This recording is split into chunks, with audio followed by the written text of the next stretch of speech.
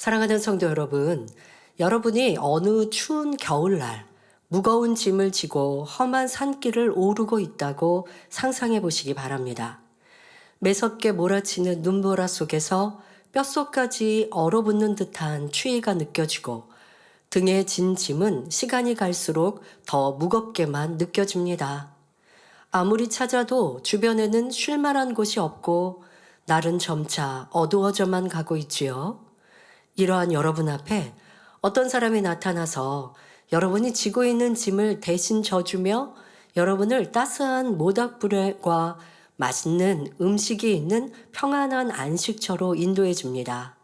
이때 여러분의 마음은 어떠하겠습니까?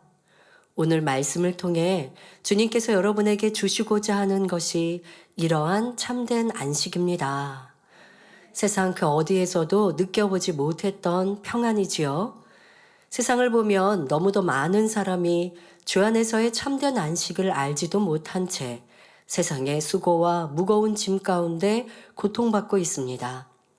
우리 주님께서는 이처럼 세상에서 수고하고 무거운 짐진 사람들이 모두 다 주 안에서 참된 안식을 얻기를 원하십니다. 여러분의 어떠한 짐이라도 자유케 할 수 있는 하나님의 사랑 안에 다 들어오기를 바라시지요. 더더욱 주를 믿는 하나님의 자녀라면 당연히 세상이 줄 수 없는 참된 평안 속에 살아야 합니다. 이 시간 어떻게 하는 것이 주님께서 주시는 참된 안식을 얻는 길인지 말씀드릴 때 이제는 여러분의 무거운 짐을 내려놓고 가벼운 발걸음으로 천국을 향해 힘차게 달려가시길 바랍니다. 지금 설연에 여러분들이 눈보라 치는 한겨울에 짐을 지고 산길을 오른다고 연상해 보십시오라고 말씀을 드렸는데요. 그런데 누군가가 여러분들에게 평안한 안식처를 준다고 또 짐을 들어준다고 하면 여러분들이 행복하고 기쁘지 않겠습니다라는 전제를 드렸는데 혹여 순간의 육신의 생각으로 요즘 세상이 험악해서 나에게 그렇게 뭔가 위로라든가 평안함을 제안을 해줘도 나는 넙죽 못 받을 것 같다라는 생각이 드셨다면 꼭 여러분들의 육신의 생각도 있지만 오늘 말씀을 드리려고 하는 도약은 그런 의미가 아니라는 거 이해하셨죠? 그런데 정말 세상은 그렇게 험악하죠. 그러다 보니까 진리와 참을 전하여도 의심하는 이들이 참으로 많은 걸 봅니다. 얼마나 사기가 판을 칩니까? 거짓과 속임수가 많습니까? 그러다 보니까 그거 놀란 하나님의 권능은 사실이고 진실인데 전하여도 그냥 딱 마음 문을 닫고 생각의 문을 닫고 받아들이지 않는 사람들이 참 많은데 아마 앞서서 제안해드렸던 이런 평안함을 여러분들이 느낄 수 있는 험악한 상황을 말씀드릴 때 아유 나는 그런 험한 상황에도 아유 누군가가 나한테 그냥 이유 없이 평안함을 약속한다면 받을 수 없어. 이게 요즘 세상이라는 거죠. 여러분들이 전도하기 위해서 친절을 베푸는데 꼭 정도의 목적도 있지만 우리 마음에 선과 사랑이 있어서 그렇게 영혼들을 사람들을 안타까이 여기는 마음으로 진리를 전하고자 해도 세상 사람들은 그것을 좋게만 보지 않는 모습일 수 있어요. 그러나 세상이 그만큼 악해졌다는 것 여러분들도 이해하시고 그런데 우리 안에 진심이 담긴 사랑은 성령의 역사가 있기 때문에 상대방이 당장은 안 받는 것 같아도 필요할 때 떠오를 것이고 여러분들을 찾을 수 있으니까요. 우리는 주의 사랑으로 변함없이 어떤 육적인 계산과 목적이 아닌 참 주님의 사랑 안에서 변함없이 행한다면 이러한 주님의 사랑과 위로와 평안함을 전하고 또 그것을 찾아오는 많은 이들을 전도할 수 있을 것입니다. 또한 여러분들도 이런 주님의 평안함을 누릴 수 있길 기원합니다. 사랑하는 성도 여러분, 본문 28절 전반절에 수고하고 무거운 짐진 자들아 했는데 먼저 우리 인생들에게 수고한다고 하신 이유는 무엇일까요? 여러분이 세상에서 삶을 한번 생각해 보시길 바랍니다. 일용할 양식을 얻기 위해, 재물을 쌓기 위해, 명예와 권력, 그리고 지식을 얻기 위해 얼마나 많은 수고를 합니까? 그런데 이렇게 수고해도 평안하고 행복하며 바라는 것을 이루기는 쉽지 않습니다. 어떤 이들은 원하는 대로 재물을 많이 모았어도 욕심이 있고 자족할 줄 모르니 만족과 행복이 없습니다. 또 아무리 지식을 많이 쌓아도 지식은 또 끝이 없지요. 이렇게 참 만족도 없이 지쳐 허덕이면서 탐욕과 이기심 속에서 싸워나가는 모습이 바로 수고하는 인생들의 모습입니다. 그러다가 결국에는 죽음을 맞게 되는데, 이때는 이 땅에서 아무리 많은 수고를 했다 해도 그것이 하나님 앞에 쌓은 것이 아니라면 아무 소용이 없습니다. 그래서 전도서 1장 2절 3절에 전도자가 가로되 헛되고 헛되며 헛되고 헛되니 모든 것이 헛되도다. 사람이 해 아래서 수고하는 모든 수고가 자기에게 무엇이 유익한고 말합니다. 또한 전도서 1장 14절에 내가 해 아래서 행하는 모든 일을 본즉 다 헛되어 바람을 잡으려는 것이로다 말씀하고 있습니다. 바람이 불어오면 그것을 느낄 수는 있지만 우리 손으로 잡을 수 없는 것처럼 인생들이 해 아래서 수고하는 모든 수고가 바람을 잡으려는 것과 같이 다 헛되다는 것이지요. 그러나 주 안에서 한 수고는 이 땅에서뿐 아니라 장차 천국에서 반드시 행한 대로 갚아주시기 때문에 결코 손해가는 것이 아니요 진정 가치 있는 삶임을 알아야 합니다. 하지만 이러한 참 가치를 모른 채 많은 사람들이 이 땅에 썩어질 것을 위해 수고하고 있으니 참으로 안타까운 일이지요. 저와 여러분도 주님을 믿기 전에는 그러했을 터인데 이제는 주 안에 들어와서 헛되지 않은 삶을 살고 있으니 얼마나 감사합니까? 다음으로 무거운 짐진 자들아 했는데 사람들은 과연 어떤 짐을 지고 있는 것일까요? 세상을 살아가는 사람들이 대부분 많은 짐을 지고 가는데 이것은 삶을 살아가기에 필요한 최소한의 의무라고 말할 수 있습니다. 예를 들어 먹고 살기 위해서는 돈을 벌기 위해 일해야 한다는 짐을 지게 되며 학생들은 장래에 좋은 직장을 갖기 위해서 열심히 공부해야 한다는 짐을 지게 되지요. 직장인으로서는 실력을 인정받고 실적을 올려야 한다는 짐이 있고 때에 따라 승진에 대한 짐도 있습니다. 운동선수들은 더 좋은 기록을 세워야 한다는 짐이 있고 유명한 연예인이라 해도 그 인기를 유지해야 하고 더 많은 인기를 얻어야 한다는 짐을 지고 있지요. 이처럼 어느 위치에 있는 사람이건 어떤 일을 하는 사람이건 모두가 짐을 지고 있기 마련입니다. 심지어는 아이들한테 물어보십시오.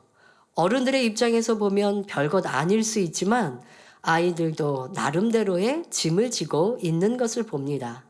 자, 그런데 사람들이 지고 가는 짐에는 이처럼 자기 자신에 대한 것도 있지만 타인에 대한 짐도 있습니다. 부모로서 또 자녀로서 아내로서 남편으로서 그리고 이웃이나 친척, 동료나 상사 등으로서 다른 사람들에 대해 져야 하는 짐이 있지요. 예를 들어 부모는 자녀를 양육할 짐이 있습니다. 그리고 그렇게 성장한 자녀들은 부모를 부양하거나 섬길 최소한의 의무를 갖게 되지요. 대부분의 사람들이 이런 짐들을 지고 있으며 결국은 생존 경쟁 속에서 힘들게 살아가는 것이 인생의 모습입니다. 그런데 이러한 모든 짐 중에서도 가장 중하고 무거운 짐이 있으니 바로 죄의 짐입니다. 이 죄로 인해서 질병이 오고 재앙이 임합니다. 또한 인생의 갖가지 문제들을 만나게 되지요. 무엇보다도 이 죄로 인해 결국은 영원한 사망의 형벌에 빠져 세세토록 고통을 받게 되니 이 죄로 인해 지는 짐보다 더 무거운 짐이 어디에 있겠습니까? 그런데 세상 사람들은 당장 눈앞에 보이는 현실의 크고 작은 고난과 문제 가운데 살기 때문에 실상 죄의 짐이 얼마나 무거운지를 느끼지 못합니다. 죄가 무엇인지 죄의 대가가 어떠한지 알지 못하니 너무도 무거운 짐을 지고 있으면서 깨닫지 못하는 것이죠. 그러니 자잘한 짐은 해결했다고 하더라도 더 크고 무거운 이 짐, 나를 억누르는 이 짐을 해결 못하니까 나 왜 이거 해결했는데 저거 해결했는데 참된 평안이 없지? 하고 행복과 기쁨을 누리지 못하는 것입니다. 또한 죄에 대해서 이미 그 마음이 무디어져 있기 때문에 죄를 짓고도 마음의 짐으로 느끼지 않는 것입니다. 쉽게 세상에서도 양심에 가책도 없다 이렇게 말하죠. 아이들일 때는 예를 들어 내가 옆에 친구를 때렸어요 라고 하면 때렸더니 그 친구가 앙 하고 울어요. 그걸 보면 괜히 미안해지고 아이들도 같이 따라우는 아이들 얼마나 순수합니까? 내가 때려놓고 그 친구가 울면 따라 울어요. 그만큼 이게 가책을 느끼는 거예요. 근데 점점 나이가 들어보세요. 그러면 옆에 친구가 괴로워해도 도리어 그거를 즐기는, 그러니까 이게 점점 어른이 돼버리고 양심이 무뎌지면 내가 남을 심히 괴롭게 하고도 가책조차도 느끼지 못하죠. 이만큼 죄에 대해서 무뎌있는 악한 사람의 마음임을 볼 수 있습니다. 그러니 죄의 무게를, 너무 무거운 짐을 지고 있는데도 알지 못하고 느끼지 못하는 거예요. 그러나 하나님을 믿고 그 말씀을 배우는 사람들은 이 죄의 짐이 얼마나 무거운 것인지를 잘 압니다. 여러분이 세상에서 범죄하고 예배 드리러 나오거나 마음에 버리지 못한 죄악이 있음을 느낄 때 얼마나 공고하고 힘들던가요? 기도할 때도 하나님 앞에서 담대하지 못하고 마음도 심히 무거운 것을 느낄 것입니다. 그런데 세상 어디에서도 그 누구도 벗겨줄 수 없는 이러한 죄의 짐을 우리 주님께서는 해결해 주실 수 있습니다. 한없는 사랑으로서 이미 우리의 죄를 대신 지고 십자가에 달려 돌아가셨지요. 그러므로 이제는 누구든지 예수님을 구세주로 영접하고 빛 가운데 행하면 죄사함을 받게 되어 무거운 죄의 짐을 내려놓을 수 있는 것입니다. 그래서 우리 예수님께서는 다 내게로 오라, 내가 너희를 쉬게 하리라 말씀하신 것입니다. 여러분 모두도 주님 앞에 나왔을 때 죄의 짐뿐만 아니라 모든 헛된 수고와 무거운 고통의 짐들을 벗고 주님께서 주시는 진정한 쉼을 얻게 되지 않았습니까? 자, 그런데 그런 우리가 이때의 그 기쁨을 첫사랑이라고 표현하지요. 그래서 먹지 않아도 행복하고 기쁘고, 우리가 막 주님을 만났을 때 내 죄의 짐을 다 내려놓았을 때 너무 행복하거든요. 그런데 이제 신앙생활을 하다 보면 그 기쁨을 잃어버리게 될 때가 있습니다. 왜? 내가 내 마음에 있는 죄성과 악성이 이제 또 드러나죠.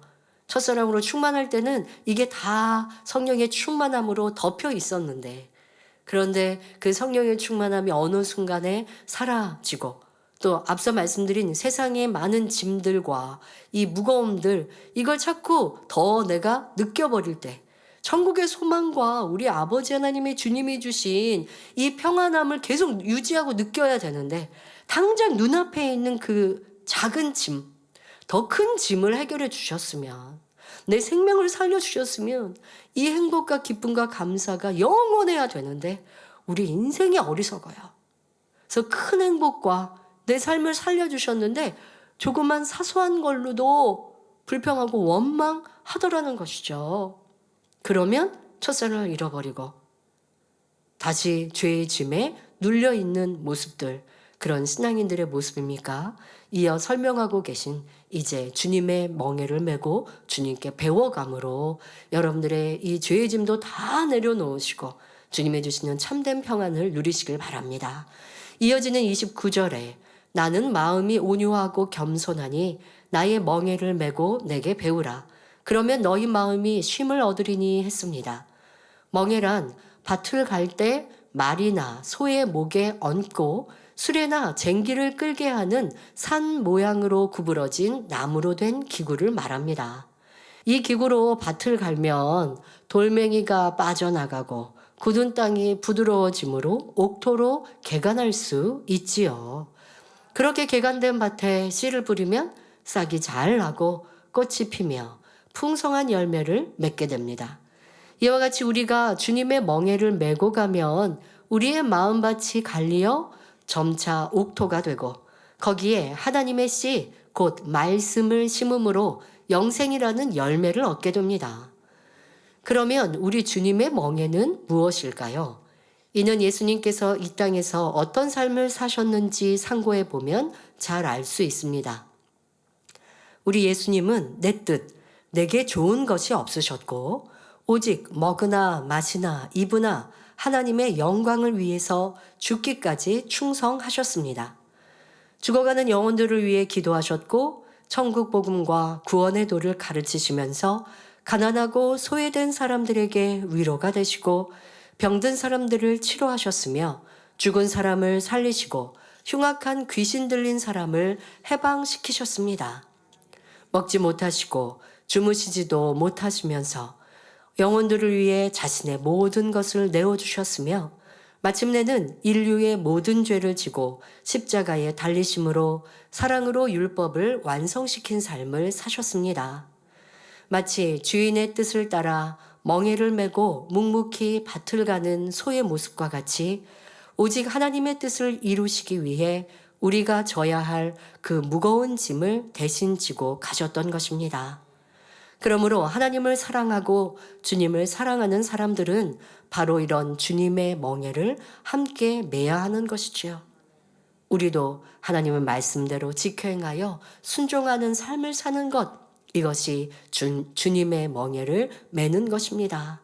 그런데 이러한 주님의 멍에를 지기 위해서는 우리도 온유하고 겸손한 마음을 이루어야 합니다. 온유란 온화하고 부드러운 성품으로서 영적으로는 사랑과 덕을 함께 지닌 것을 말합니다. 그래서 온유한 사람은 모든 사람을 포용할 수 있는 솜털같이 부드러운 마음을 가지고 있습니다. 우리 예수님께서도 상한 갈대를 꺾지 않고 꺼져가는 심지를 끄지 않으시는 마음으로 많은 사람에게 평안함과 쉼을 주셨지요. 또한 겸손은 교만하거나 들리지 않으므로 상대를 높이고 자신은 낮추는 것입니다. 누구를 판단 정죄하거나 허물을 드러내지 않습니다. 설령 상대의 잘못이 명백하게 드러났어도 그럴 만한 이유가 있었겠지 하고 그 처지와 상황을 최대한 이해하려 하지요. 결국 온유하고 겸손하다는 말은 주님의 사랑 안에서 나오는 것입니다. 그러므로 우리도 주님의 사랑을 이루어 온유하고 겸손한 마음이 되어서 주님을 닮아가는 만큼 주님의 멍에를 맬 수 있는 것입니다. 다음으로 예수님께서는 내게 배우라 하십니다. 그러면 어떻게 해야 예수님께 배울 수 있을까요? 먼저는 성경에 기록된 예수님의 행적을 통해서 배울 수 있습니다. 앞서 바로 잠시 예수님께서 어떤 삶을 사셨는지 말씀드렸습니다. 구체적으로 그 행적을 다 나열하기는 어려우니 또 여러분들이 주님의 삶은 또 성경을 읽으실 때마다 내 삶으로 나도 이렇게 살아야지 라고 배워가고 닮아가시길 바랍니다. 또한 우리 안에 계시는 성령을 통해 배울 수 있습니다. 요한복음 14장 26절에 보혜사 곧 아버지께서 내 이름으로 보내실 성령 그가 너희에게 모든 것을 가르치시고 내가 너희에게 말한 모든 것을 생각나게 하시리라 말씀하고 있습니다. 요한복음 16장 13절에는 그러하나 진리의 성령이 오시면 그가 너희를 모든 진리 가운데로 인도하시리니 그가 자의로 말하지 않고 오직 듣는 것을 말하시며 장래일을 너희에게 알리시리라 말씀하십니다. 다음으로는 하나님의 말씀대로 순종하여 주님의 멍에를 메고 갔던 사람들을 통해 더욱 쉽게 배울 수 있습니다. 그런 사람 중에서 사도 바울은 고린도전서 11장 1절에 내가 그리스도를 본받는 자 된 것 같이 너희는 나를 본받는 자 되라 했고 빌립보서 3장 17절에 형제들아 너희는 함께 나를 본받으라 하는 등 자신을 통해 주님의 삶을 본받을 수 있도록 권유하고 있습니다. 그러므로 여러분 모두도 이처럼 주님의 멍에를 지고 열심히 주님께 배우심으로 우리 주님을 닮아 여러분도 사도 바울과 같이 나를 본받는 자 되라 담대히 고백할 수 있으시기를 바랍니다. 이제 29절 끝부분에 보면 이렇게 할 때 곧 주님의 온유와 겸손을 닮으며 그 멍에를 메고 주님을 닮아가면 우리 마음이 쉼을 얻을 것이라고 하십니다. 여기서 쉼이란 육적인 휴식을 의미하는 것이 아니라 영적인 쉼, 곧 영혼의 평안과 안식을 의미합니다. 이는 곧 우리가 주님 앞에 나와서 하나님의 말씀인 진리를 알아감에 따라 육적인 마음의 고통과 짐에서 자유하게 되는 것을 의미합니다. 예를 들어 어려운 일에 부딪혔을 때 예전에는 근심, 걱정, 염려로 가득 찼던 마음이 이제는 하나님께 믿음으로 맡김으로 평안함 가운데 거하게 되죠. 여러분, 이렇게 내 염려 근심을 내려놓는다. 이게 참 말을 들으면 평안할 것 같은데 그렇게 하고 싶은데 안 되는 것. 왜 그럴까요? 육신의 생각 때문이죠. 또 하나님을 온전히 믿어드리는 믿음으로 충만하지 않기 때문이죠. 저 하나님 의심하지 않고 믿는데요? 라고 여러분은 생각하시는데요. 하나님은 그 믿음은 무엇이라고 하느냐? 믿으니까 말씀대로 순종하는 게 믿음이에요. 그러니까 내 평상시에 하나님 말씀대로 살지 않았어요. 내 유익되는 거는 행한다고 하고 조금 말씀대로 사는 게 힘들고 어려우면 그렇게 살지 않았어요. 사랑할 만한 사람은 사랑했고 나를 힘들게 하고 괴롭게 하는 사람은 마음에 품으려 하지 않고 그렇다고 세상 사람처럼 싸우고 다투지는 않았지만 거리감을 두고 그 사랑해야 한다는 이 나의 멍에를 매려하지 않았어요. 그러고 살다가 어려움을 만났어요. 그러니 하나님 도와주세요. 해결해 주세요. 저 염려 근심 걱정 안 하고 아버지께 맡길게요. 해도 자꾸 염려 근심이 나오는 거예요. 왜? 평상시에 하나님을 믿는다라고 하는 내 행함이 없었기 까닭에 하나님께 맡긴다 하는 게 되지 않죠. 여전히 염려 근심 걱정 육신의 생각이 나를 사로잡습니다. 하지만 하나님을 사랑하여 그 말씀대로 살고 내 삶에 주님의 멍에를 메고 주님을 닮아가는 삶, 그렇게 살아갔더니 어려움과 힘듦이 왔을 때 아버지 도와주세요 하니 지금 산적한 문제 앞에도 염려 근심 걱정이 사라지면서 그래 하나님이 도와주시면 나 이거 아무것도 아니야 하고 평안해질 수 있는 거예요. 그게 믿음이 온 것이고 그 믿음으로 나아가면 어려움은 해결되는 것이거든요. 이게 얼마나 평안합니까? 여러분 삶을 살아갔을 때 뒤를 한번 돌아보세요. 염려하고 근심했어도 이 문제는 그대로 있었을 것이고 만약에 내가 염려하고 근심하지 않았다면 그리고 만약에 그 문제가 시간이 흘러 해결됐다고 하면 얼마나 평안했을까요? 그런데 그냥 세상에서 태평한 성격, 저 사람은 성격이 좋아서 염려 근심도 없나 봐. 그래서 시간이 해결해 줄 거야 하는 사람도 이거는 쉽지 않은 참 긍정적인 좋은 성격을 이룬 사람이 특별한 은혜고 그런데 우리는 그 말을 하는 게 아니라 아버지 앞에 맡겨드려서 내게 있는 산적한 문제를 하나님께 의뢰함으로 하나님이 도와주셔서 평안함을 주시고 해결할 과정과 시간이 나에게 필요하다면 그 시간은 흘러가야 할 겁니다. 기도의 양도 채워야 할 것이고 내 안에 아직 부족한 것들을 이루어야 되는 시간 하나님께서 내게 주실 거예요. 그러나 그 시간을 막 끙끙거리고 잠 못 자고 얹히고 먹지 못하고 괴롭고 싸우고 다투고 그렇게 보내면 세상 말 한번 써볼까요? 죽지 못해서 산다면 되겠습니까? 그런데 나에게 해결할 과정과 시간과 채워야 될 공의가 필요하여 수날은 흘러야 되지만 그 날이 흐르는 동안도 내 마음은 평안할 수 있다면 이게 연단을 승리하는 거거든요. 그런 사람은 문제가 해결된 다음에 분명 문제 해결뿐만이 아니라 내 믿음이 내 마음이 커진 걸 느낄 수 있을 거예요. 자, 이게 얼마나 좋을까요? 그런데 이렇게 내 염려 근심을 하나님께 맡길 수 있는 건 그만큼 주님의 멍에를 메고 주님께 배우는 이러한 삶을 바로 진리 안에 살아가는 순종하는 삶을 살아야만 내 염려 근심을 아버지께 주님께 맡길 수 있다는 것입니다.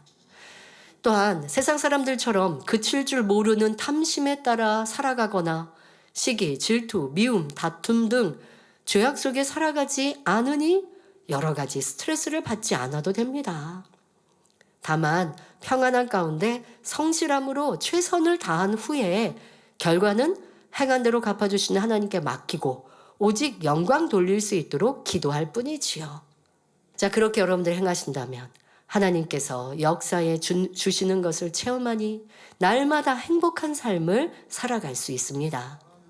또한 가정의 문제와 직장의 문제 혹은 질병이나 어떤 문제가 있을 때 세상 사람들은 그 짐을 자신들이 다 지기 때문에 고통을 받습니다. 그러나 전지전능하신 하나님께 모든 짐을 내려놓을 수 있는 사람이라면 얼마나 마음이 편하겠습니까? 아니, 질병이 왔는데 어떻게 하나님께 맡기죠?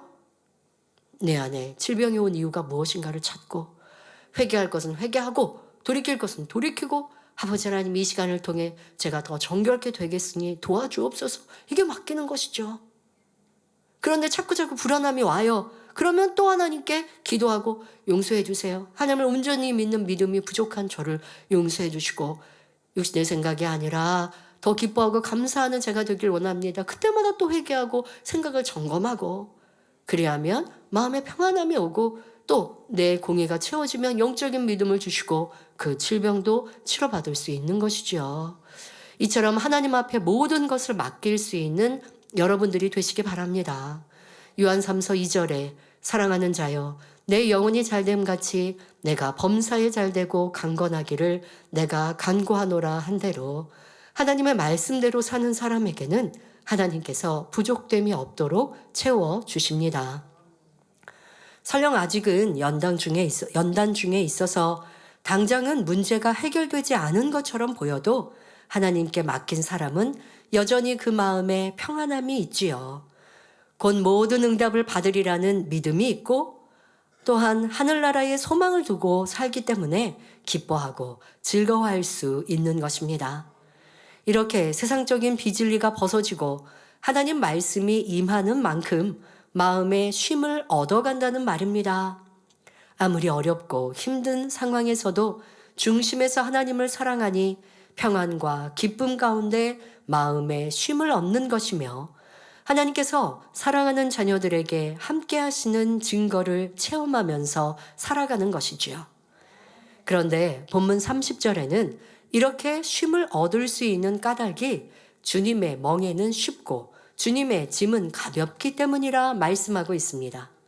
사랑하는 성도 여러분, 우리 주님의 멍에는 사랑으로 이루어졌습니다. 창조주 하나님의 본체이시면서 낮고 천한 피조물의 형상을 입고 오신 것이나 불쌍한 사람들을 돌아보고 고치시며 십자가를 지신 모든 섬김과 희생은 사랑 없이는 불가능한 일이었지요. 그런데 주님의 마음에는 사랑 자체가 온전히 이루어지셨기에 이 고난의 길도 싫다 않고 가셨던 것입니다. 그러므로 우리도 주님이 우리를 어떻게 사랑해 주셨는지 진정 알고 믿는다면 주님의 멍에를 매는 것이 어려운 일이 아니요 오히려 기쁨과 감사한 일이 되는 것입니다. 그런데 한 가지 예수님께서는 우리가 져야 할 예수님의 짐이 가벼운 것이라 말씀하고 있습니다. 이 짐은 우리가 영생과 축복을 얻기 위해서 져야 할 짐으로서 하나님의 말씀대로 죄를 버리고 거룩하게 자신을 변화시켜야 한다는 짐입니다. 또한 사명을 감당하기 위해 부흥시키고 하나님께 영광 돌리기 위해 져야 하는 짐들이 있습니다. 우리 성도님들도 이 짐을 지고 가느라 기도하고 금식하고 신방하며 전도하며 매일매일 열심히 수고하고 계시지요. 혹 어떤 사람들은 이런 수고하는 것이 싫어서 예수 믿는 것이 힘들다 하지만 우리 예수님께서는 이 짐이 가볍다 하십니다.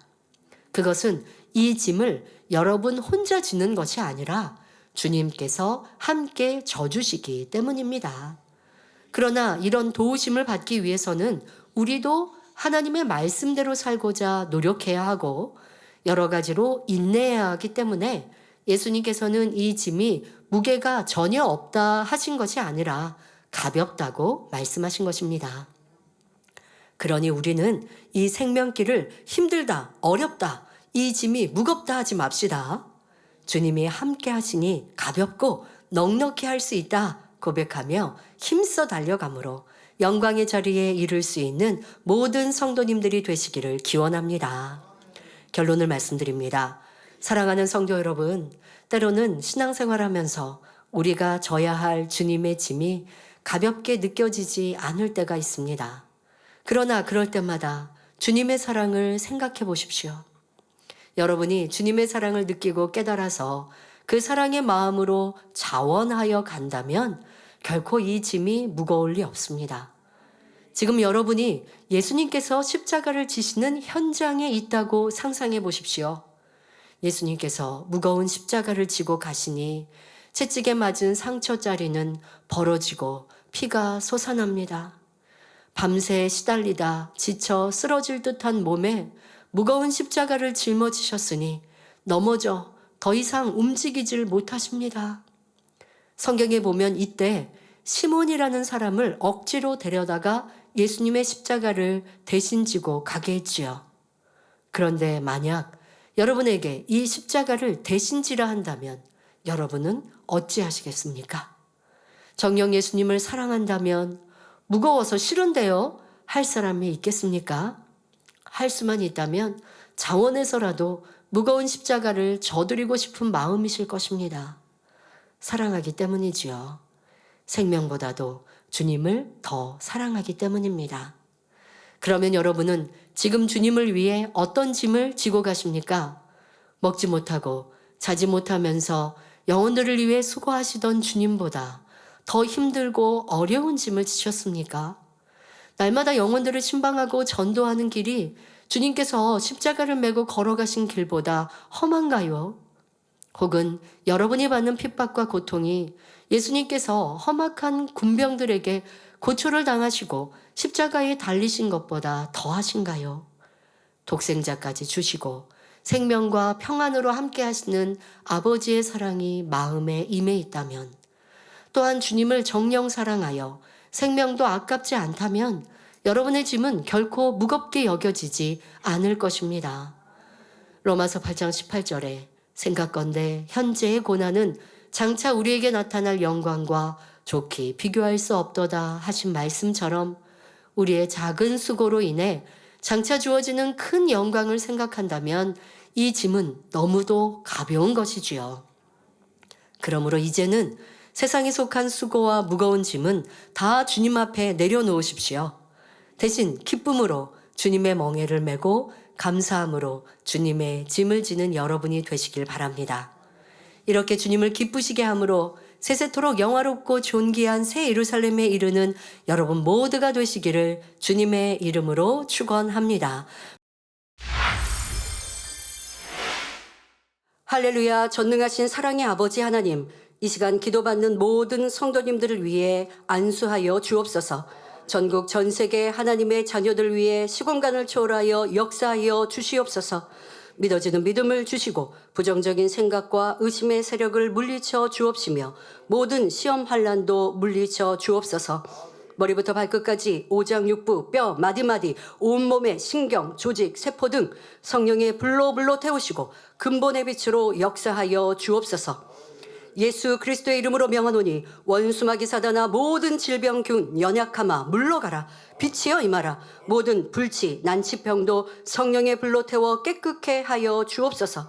말라리아를 비롯한 모든 풍토병도 물리쳐 주옵소서. 감기, 기침, 열, 몸살, 독감 등 각종 유행성 질병도 다 물러가라. 어떠한 질병도 틈타지 않게 지켜 주옵소서. 각종 암과 전이된 것, 에이즈, 백혈병, 뇌졸중, 고혈압, 저혈압, 심장병, 폐병, 위장병, 당뇨, 부인병, 피부병, 갑상선 질환과 모든 염증도 깨끗게 하여 주옵소서. 소아마비, 중풍, 관절염, 디스크도 온전케 하여 주옵소서. 요통, 두통, 신경통을 비롯한 모든 통증은 사라질지어다. 간질, 자폐증, 우울증, 조울증, 공황장애, 노이로제, 치매 등 모든 정신질환도 물러갈지어다. 모든 마비된 것도 풀어지고 일어나 걷고 뛸지어다. 눈도 잘 보이게 하옵시고 귀도 잘 들리게 하여 주옵소서. 소경은 눈을 뜨고 귀머거리는 들으며 벙어리는 말할지어다. 각종 사고 후유증도 깨끗게 하여 주옵시고 부러진 뼈도 붙여 주옵소서. 화상 입은 것도 온전케 하시고 화기야 물러가라 열도 물러가라. 아버지 하나님 흉터나지 않게 역사하여 주옵소서. 마약을 비롯하여 각종 약물과 독극물, 중독도 깨끗함을 입을지어다. 죽은 신경과 세포가 살아나며 죽은 자도 살아나게 하여 주옵소서. 잉태의 축복도 주옵소서. 예수 그리스도의 이름으로 명하노니 원수마귀 사단아 하늘 공중 권세 잡은 악의 영들아 물러가라. 그의 사자들도 물러갈지어다. 이 땅의 악한 영, 더러운 영, 거짓되고 간사한 영, 이간질하고 미혹하는 모든 어둠들은 물러갈지어다. 모든 흉악의 결박을 풀고 어둠아 물러가라. 빛이여 임하라. 아버지 하나님 부르짖어 기도할 수 있는 능력을 주시고 죄를 버리고 성결될 수 있는 능력 주옵소서. 영원히 잘됨같이 범사에 잘되게 하시고 가정의 복음화도 이루어 주시기를 원합니다. 한 주간도 모든 사고와 재앙으로부터 지켜주시고 불통이 없는 형통한 삶을 살 수 있도록 축복해 주옵소서. 성령의 불담으로 천군 천사와 주님의 불꽃 같은 눈동자로 모든 하나님의 자녀들과 가정일터 사업터를 지켜주시기를 원합니다. 학생들에게 지혜와 명철을 더하시고 공부할 수 있는 뜨거운 마음과 열정도 더하여 주옵소서. 마음과 생각을 세상에 빼앗기지 않도록 지키시고 하나님을 뜨겁게 사랑하는 학생들로 축복하여 주옵소서. 하나님의 자녀들이 먹으나 마시나 입으나 무엇을 하든지 하나님 앞에 영광 돌리는 삶이 되게 축복하여 주옵소서. 나는 하나님을 만났노라 체험했노라 응답받았노라 축복받았노라 간증하는 입술이 되게 역사하여 주옵소서. 아버지 하나님 감사합니다. 홀로 영광 받으옵소서. 우리 주 예수 그리스도의 이름으로 기도하옵나이다. 아멘.